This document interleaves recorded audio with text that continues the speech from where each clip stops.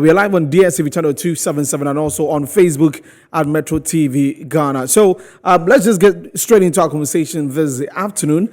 And we've got a gentleman who's doing so well for himself. I mean, he's an amazing singer. I've known him for a while. Watch your mom.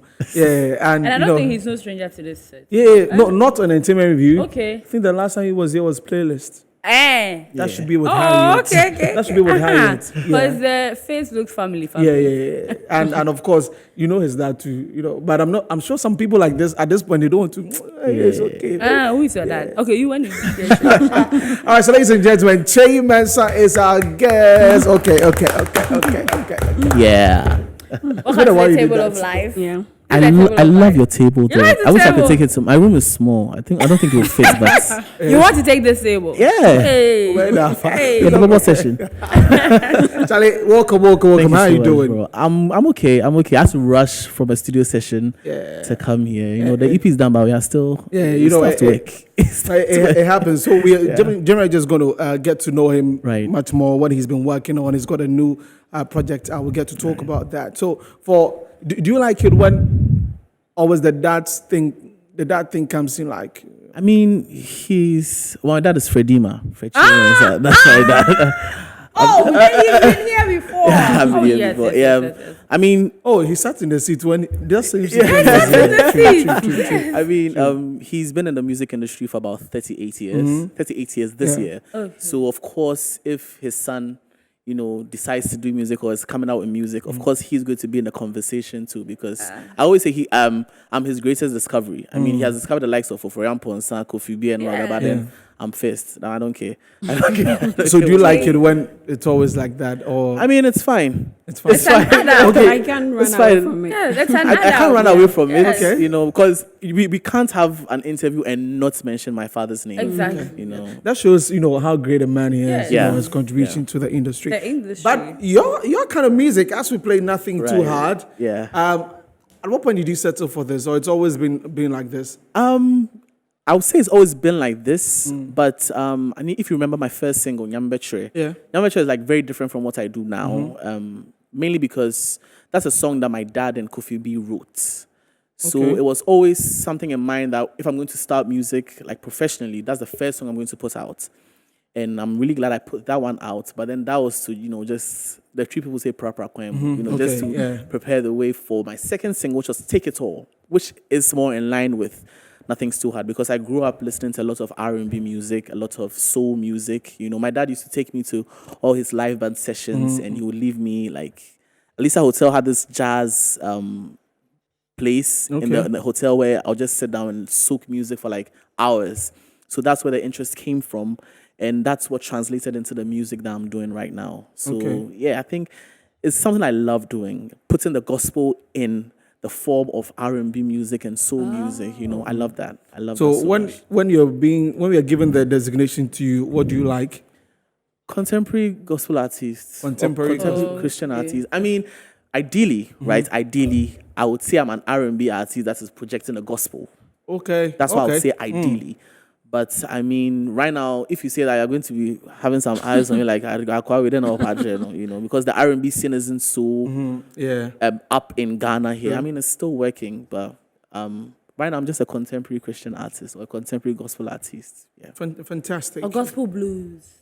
Gospel blues. That's not bad. Yeah, there's gospel blues. Yeah. So gospel. I mean, that is what I was hearing in my ears. Yeah, but it all ties into the fact that we are just preaching the gospel through different. Because you can say Akesi Brimbo is a reggae artist. True. And the truth of the matter is, a song like Kadosh has very, very has rock influences. Those the intro is like some soca, it has some soca, has some this one. So you can't call Joe Mensah a rock artist because of Kadosh. So it's the content, more of the content, and not the genre. Yes, it's more of the content. Yeah.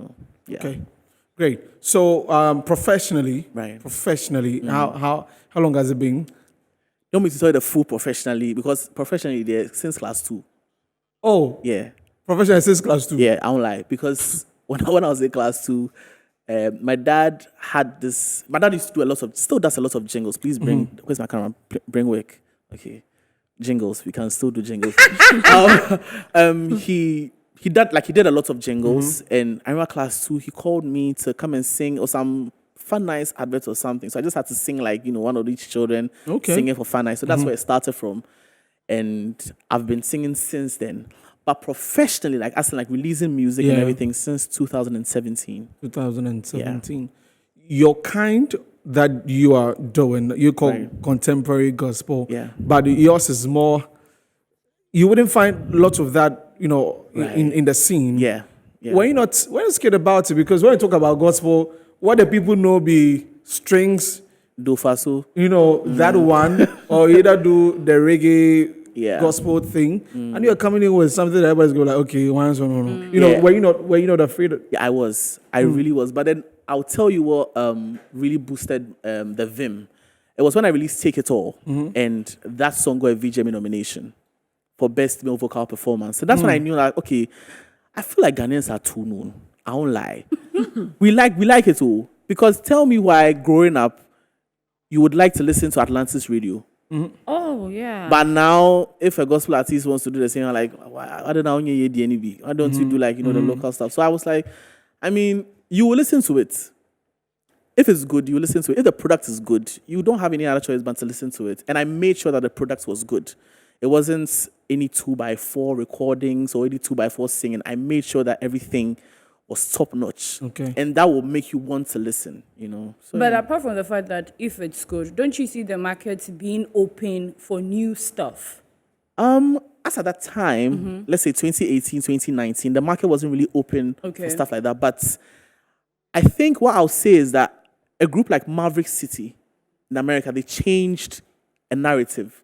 So right now, you hear music from Maverick City dominating, the churches in Ghana. And through that, I was like, okay, let me just shift myself and just put myself in the stream. And, let people also get an opportunity to listen to a song like this from a Ghanaian. Yeah. Not from, someone from America that came to Ghana to come and record, from a Ghanaian. Because I've always had this comments where people play my song like Nothing's Too Hard. Somebody thought it was Niele's friend in the UK. That did the song. It wasn't a Ghanaian that did the song. But the song to be recorded at Thelma Newtown. So, So I had to position myself properly, to do all of that. That means the vision is not Ghana per se. Sometimes I'm very, very careful to say that because then it feels like you are leaving your people and but then it's not that the vision is not Ghana. The vision is to bring that to Ghana. You understand? Because there are lots of people that are just like me, even doing better. You have people like Dave the Music Box, people like Kofi Nkrumah. Some of these things may sound alien to you, but these are people that are doing, the R&B, the soul type of gospel, Dave, big time, big time. So the vision is to bring it to Ghana, to make people that are doing these types of music also come out of their shell, So that's a dream. And do you think so far Ghanaians are accepting your kind of music? Oh yeah. Let me tell you this. There's a song on my EP called Reason to Believe. Right? I'm sorry I'm jumping the gun. But that song sounds like an early 90s R&B song. And that one is having more streams than the 3 songs that are on the EP. So then, what are you telling me? They like it. Even though, you can say that my analytics, UK comes before Ghana when it comes to streaming of the music. But still, on all the platforms, the 3 is the number 2nd, but the number 2. But then the English one is always the first. It's always the first. So it shows that, Ghanaians like it. When you said so R&B, you know what came into my mind? R. Kelly. Kelly was here and was saying that he wants to be called an R&B artist, but in Ghana you cannot say an R&B artist. Say that. That Kelly. Yeah. He actually is doing music with elements of R&B. True. Yeah. When he said R. Kelly came into my mind, world's greatest. Something like that. Let's go more of Joe than R. Oh, okay. I don't. I get it. I get it. I get it. I don't want any. I get it. But then again, from what you're saying, you have been doing more or less. Your dad is a musician. Right. Music has been does it for you throughout your years. But then has there been any point at all in time where you felt like, well, I should have done something else rather than doing this gospel music thing? Well, yeah, of course. So the story is I was working with someone or with a label when we released Nyambetre. And unfortunately, we couldn't continue our working relationship. So we decided to part ways. But then in the process of parting ways, I didn't end up owning rights to Nyambetre, the recording, the master recording of Yeah, I remember I Nyambetre, asked you that. and everything. So in 2019, the whole year, I decided that, I'm going to stop doing music. I mean, I could go back to school, finish up school, do everything. I had the mind for marketing and, when it comes to communication and all of that. I speak very good English. I could probably be on TV or something. But my dad used to come to my room every single day to come and motivate me. Like, you can do this. You have the talent. You are my son. If I've discovered Celestine and all these people. I can discover you. Yeah, my own son from my own loins. I was like, okay, so... it was just a brief moment. But then after that, that's when I had the opportunity to open for Joe Metal. Okay. In the same year, open for Kyei Mensah, then eventually opening for Diana Hamilton. So I was like, nah, I can still do this. After the Joe Metal gig, I was like, nah, I can still do this. So let me just, continue. And that's when I recorded Take It All. Take It All. And that's when it got the VGMA nomination. So I guess Fantastic. I'm supposed to be doing this. Yeah. a young man who went to Central University. What do you study in school? Communication studies. Oh. Okay. That's why Oh. I have been on TV. nice. That's why he's Mass communication. Yeah. Central for. Anyway, we're going to take a break, right? When we come back, we delve into some other stuff. And of course, we've got an exclusive and a performance coming up later on the show. This has been my entertainment review. We've got Kyei Mensah in the building. We'll be back after the break.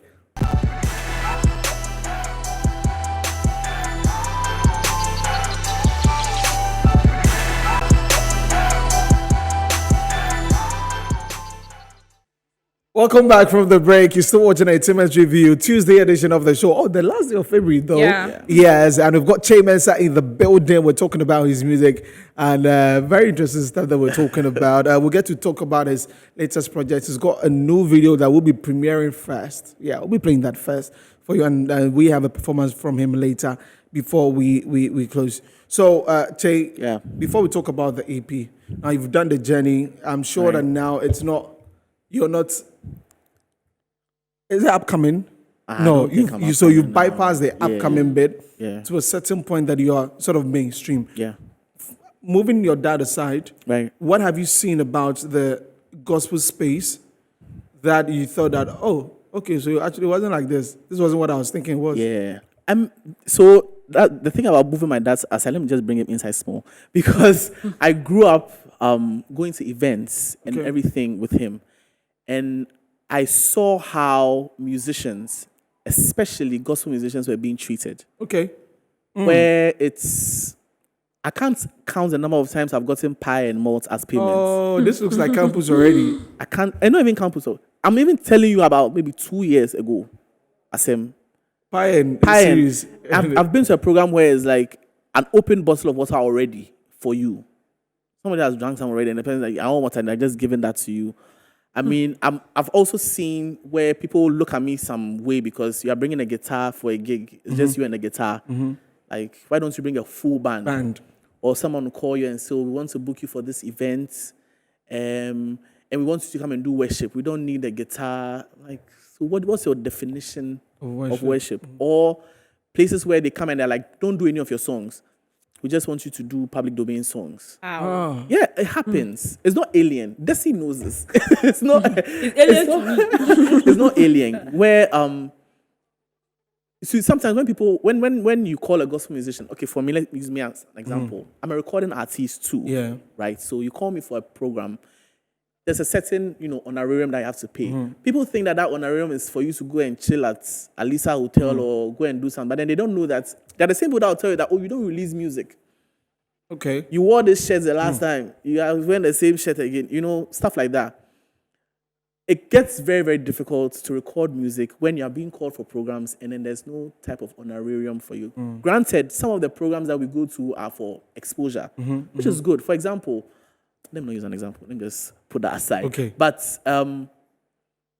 what I realized is that, number one, the gospel musicians are not being treated fairly, even in the gospel space. Not even moving out of the gospel space. Sometimes you move out of the gospel space and you are being treated very, very nicely. But your own person, your own people, it's very, very bad. It's very, very bad. And I'm saying it's full chest. I'm not afraid. it happens. There have been situations where I've been called for a gig, and after an hour or an hour and a half, I'm like, okay, we found someone else that can do the gig, so I'm sorry. And then you find out that it's one of your own people in a circle that's going to call and say, I can do that for half price. Oh. Wow. If anybody's watching and the person's opening their mouth, it happens. It's not something that's alien. I know it happens where like they'll come like, we can do this half price. I've met someone or I've caught someone in that act before where the person gospel said, musician. where the person said, he's just come to bring his guitar and just play some 1-2 things. Maybe I can bring my full band and I'll even do a half price for you. It happens. Wow. But you have to find out now. You have to be in a certain space where you see those things as distractions. Yeah. If it happens, it happens. I mean, we are human beings. Yeah. So if it happens, it happens. But then that's some of the stuff that I've seen about the industry. But then one thing too I know about the industry is that if the gospel people love you, they love you. If they love you, they love you. An example is Diana Hamilton. If Diana Hamilton doesn't release music for 5 years and she's going to do DH experience every year, she will fill the place every year. Yeah. Because if they love you, they love you. If they want to support you, they want to support you. But if they don't want to, hey, That's a big one. Wow. But yeah, Interesting. that's it. Nana, anything you want to add before we get to the I'm EP? surprised. But I'm so glad you are saying it Yeah, as true. it is. You are saying it as it is because often people like to just sugarcoat it. And we sit here and we want to preach the whole unity, support one another. And these things happen and it's so sad. But then, in as much as you want the backing of the Ghanaian Music community to support you, let's think globally. Right. Whatever you do, local will support you. Globally, what do you intend to do to set yourself different from what is already there? Their market is saturated already, but then you are hoping to tap into it. So what is it that you want to do? I won't speak for just myself. I feel like we are getting to a point where, you can hear Emoji's song being sung in churches in America, sometimes in Brazil. You can hear Jumeto's Kadosh being sung everywhere.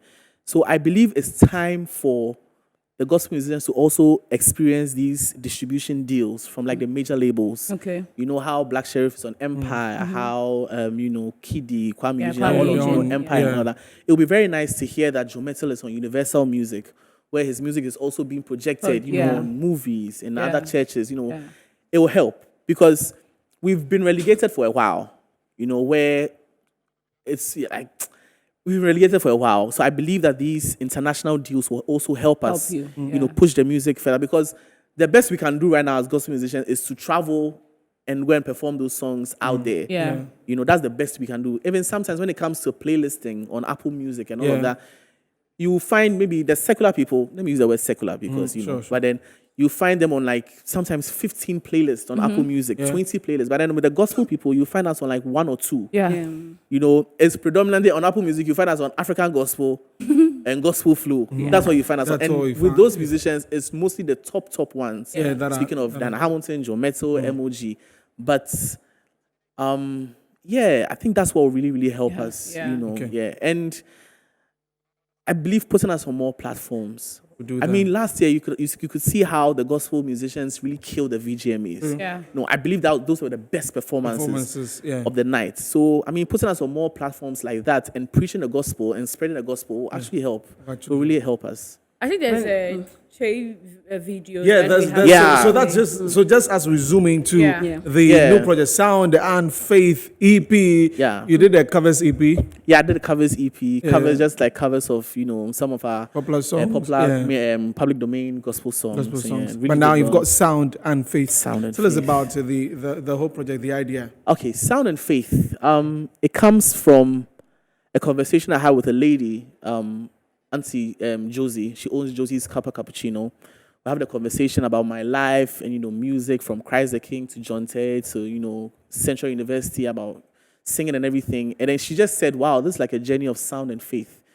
I was like, "Yeah, it's actually true." So this EP has been in the works for about 5 years. Okay. Yeah, 5 years. I didn't want to. I mean, I put out music, but I just wanted it to be a body of work where it's like a solid story, and it's executive produced by Niela and her brother David Dunks from the UK. And I have just 2 features on the Kofi Nkrumah and Nadia, a friend of mine from Germany. So yeah, it's a very beautiful project. Okay, so I mentioned that we have the privilege to for the first time play the visualizer. Yes, This is just to sweep the way. The video is coming. To say in tree proper. I did it in my living room. My dad was just sitting at the corner there looking at me. Just to, you just did it. Okay. So that one is GDA, right? Yeah, GDA. Okay, so we've got that. Let's drop it. When we come back, we'll continue.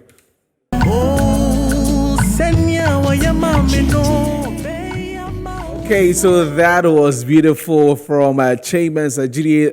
That's the lead song of his EP, Sound and Faith. So it's a 5-track one. Yeah, but that song is so excellent.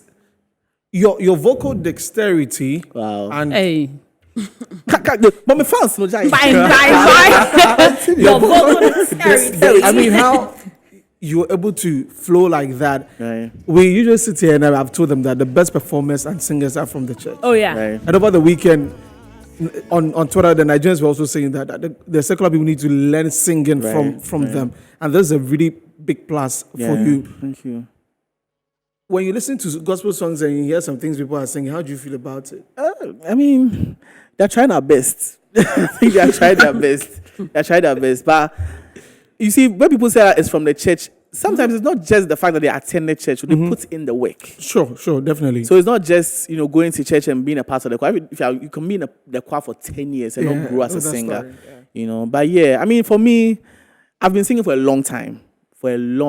So I think every year too, we are getting better. It's like wine. After me bomb about 2 months. No, it's good. to have that confidence. But then, from the back of what Desmond is saying, like in the choir, what goes on that we need the secular ones to actually learn and also sing, like how a gospel artist will sing. To be fair, singing gospel music is very difficult. It's very, very difficult because you have to hold your notes for long. So yeah, that was yo. Yeah, you are, yeah, oh, you need to see. Secular Franca, yeah, that was you. What's the day? What's the day? Me too. But no, I'm just joking. Because there are some secular people, someone like Camido. I love Camido's voice. Yeah. Camido and Kidi, those 2 guys. You watch them when they go to Glitch Africa. Yeah, I want to be there, Charlie. You will be there. Amen. You'll get there. Charlie, so the EP, it's on all the platforms. Yes, on all the platforms. I just need to give some shout outs. To Niela and to David for executive producing the EP, to Obin King for producing GDA, to David for producing one of the songs, to Aeon Music, to Seboache, to Dave the Music Box. It's 5 songs on the EP, 5 producers. Okay. Every song has a different producer. To my dad and to my mom. My mom is the inspiration behind the song GDA. Okay. Yeah, so to tell me about her childhood and how difficult it was and everything. I was like, let me just put that into a song for her. So, mommy, that is for you. Yeah. All right. Charlie, thank you very much. We're going to take a break. When we come back, there's going to be a live performance from Kyei Mensah, and you really would want to wait for that to hear that soothing voice. We'll be back shortly.